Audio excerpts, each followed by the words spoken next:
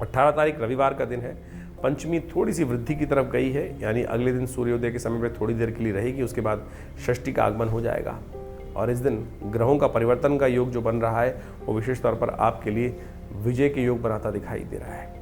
आप आगे बढ़े, चीज़ों को ठीक से करेंगे तो अच्छा रहेगा। लेकिन बुध अस्त होना थोड़ा सा कहीं ना कहीं विघ्न कारक है। रात्रि में 12:24 पर बुध का अस्त हो जाना आपकी राशि के दृष्टिकोण से थोड़ा सा चीज़ों को मैनेज करने में आपके लिए परेशानियों को उत्पन्न करना दिखाई देगा।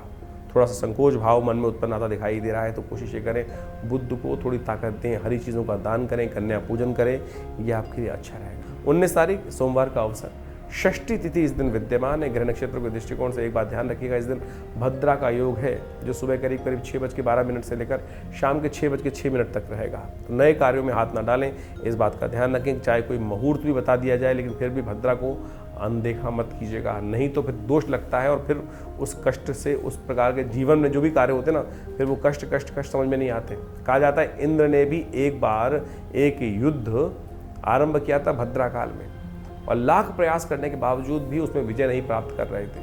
फिर गुरु बृहस्पति ने उनको बताया कि तुमने भद्रा काल में का ध्यान नहीं किया, भद्रा काल में युद्ध आरंभ किया, इसलिए भद्रा का दोष लगा है। फिर 1 वर्ष तक कहा जाता है कि उन्होंने भद्रा का निवारण करने का योग बनाया।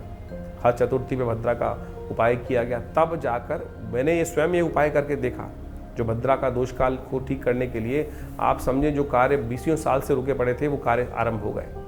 तो ये शास्त्र में बहुत अकाट्य प्रयोग बताए गए हैं, इनको अवश्य ध्यान रख लेना चाहिए, इससे कष्ट निवारण का योग बन जाता है। 20 तारीख मंगलवार का अवसर, इस दिन सप्तमी उदया तिथि है। अष्टमी तिथि विशेष तौर पर क्षय हो जाएगी दिल्ली के पंचांग के अनुसार से। चंद्रमा परिवर्तन कर आपकी राशि के दृष्टिकोण से छठे भाव में जा रहे हैं। थोड़ा सा कहीं ना कहीं स्वास्थ्य के दृष्टिकोण से समस्याएं उत्पन्न कर सकते हैं, अननेसेसरी की थोड़ी दिन में परेशानी मन में बढ़ा सकते हैं। लेकिन लाभ की स्थिति है तो आप एक बात निश्चित तौर पर मान लें, लाभ की स्थिति बन रही है, लेकिन स्वास्थ्य का ध्यान रखना है आपको। कई बार क्या होता है कि हम ज़बरदस्ती मन में परेशानी पाल के रख लेते हैं, चीज़ें तो वही होनी है जो भाग्य में लिखा है। तो भाग्य में आपके लिए खराब नहीं लिखा, पॉजिटिव लिखा हुआ है। ऐसे में इस बात का ध्यान रखते हुए कार्य करेंगे तो अच्छा रहेगा। कालाष्टमी है, भगवान शंकर का सुंदर उपासना करेंगे। और दूसरा बुढ़वा मंगल है। इस मास में, जेठ के महीने में विशेषकर 5 मंगल पड़ रहे हैं। कहाँ के 5 मंगल अनिष्टकारी होते हैं, लेकिन बुढ़वा मंगल है तो ऐसे में सुंदर योग बन रहा है। ऐसे में अपनी सामर्थ्य हिम्मत को जगाने के लिए सुंदर योग बन रहा है। मंगल महाराज आपके थोड़े कमजोर अवस्था में लाभ वाले स्थान में बैठे हैं। लाभ चाहते हो ना तो मंगल को ताकत दो, हनुमान जी का आशीर्वाद दो। ये बुढ़वा मंगल बड़े कल्याणकारी है। सुंदरकांड का पाठ करना, हनुमान चालीसा का पाठ करना। हमने जैसा कहा विवेकानंद योगाश्रम में 5 के 5 बुढ़वा मंगल पर सुंदरकांड की पाठ की व्यवस्था है। हनुमान जी का यज्ञ रहेगा।